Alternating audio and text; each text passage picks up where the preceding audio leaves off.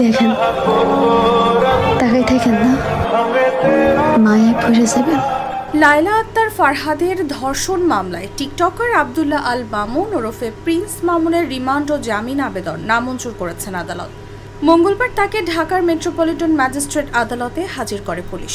এরপর মামলার সুষ্ঠু তদন্তের জন্য তাকে 7 দিনের রিমান্ডে নিতে আবেদন করেন তদন্তকারী কর্মকর্তা ক্যান্টনমেন্ট থানার এসআই মোহাম্মদ শাহজাহান।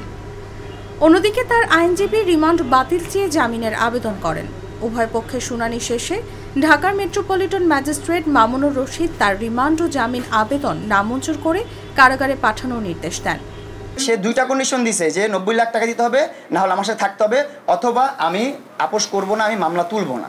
তো আমি বলছি আমি কোনো কন্ডিশন দিয়ে কারোর সাথে কোনো সম্পর্কে জড়াতে পারবো না, প্রয়োজন হয় আমি জেল খাটবো, তারপরে আমি হচ্ছে যে ওর কাছে যাব না। এর আগে 9 জুন প্রিন্স মামুনের বিরুদ্ধে রাজধানীর ক্যান্টনমেন্ট থানায় ধর্ষণ মামলা করেন লায়লা। এরপর সোমবার রাত 9:30টার দিকে প্রিন্স মামুনকে গ্রেফতার করে কুমিল্লার পুলিশ। বিয়ের প্রলোভনে দেখাইয়া ধর্ষণের বিষয়টা এখানে আসছে পরবর্তীতে, যার কারণে এটা নারী শিশু আইনের 9-1 ধারায় মামলা হয়েছে। মামলার অভিযোগে লায়লা উল্লেখ করেন, প্রিন্স মামুনের সঙ্গে গত 3 বছর আগে ফেসবুকের মাধ্যমে আমার পরিচয় হয়। পরিচয়ের এক পর্যায়ে মামুন আমাকে বিয়ে করবে মর্মে প্রলোভন দেখিয়ে আমার সঙ্গে প্রেমের সম্পর্ক স্থাপন করেন। তিনি আমাকে জানান তার ঢাকায় থাকার মতো নিজস্ব কোনো বাসা নেই। যেহেতু প্রেমের সম্পর্ক সৃষ্টি হয় এবং মামুন আমাকে বিয়ে করবে বলে জানান, তাই তার কথা সরল মনে বিশ্বাস করে তাকে আমার বাসায় থাকার অনুমতি দেই।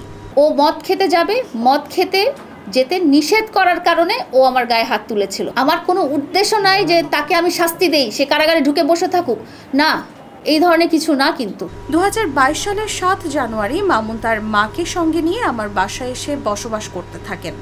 ওই দিন থেকে তিনি আমার বাসায় আমার সঙ্গে একই রুমে থাকতে শুরু করেন। বিয়ের প্রলোভন দেখিয়ে একাধিকবার শারীরিক সম্পর্ক করেন।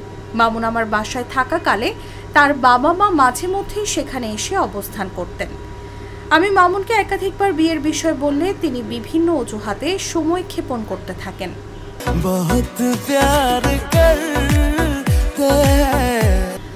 মামলায় আরও বলা হয়, সর্বশেষ চলতি বছরের 14 মার্চ মামুন আবার ধর্ষণ করেন। পরবর্তী সময়ে আমি তাকে বিয়ের বিষয়ে বললে তিনি ক্ষিপ্ত হয়ে ওঠেন, আমাকে অশ্লীল ভাষায় গালমন্দ করেন।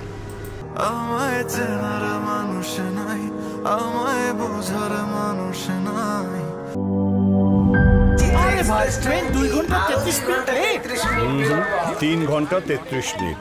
শোনেন, আপনি একটা ডিস্টার্ব। আরো 4 ঘন্টা 33 মিনিট। আরো 4 ঘন্টা, এটা কোনো কথা? সময়টা দৌড়াবে। প্রাণডাল, মুঠোই মুঠোই সময় পার।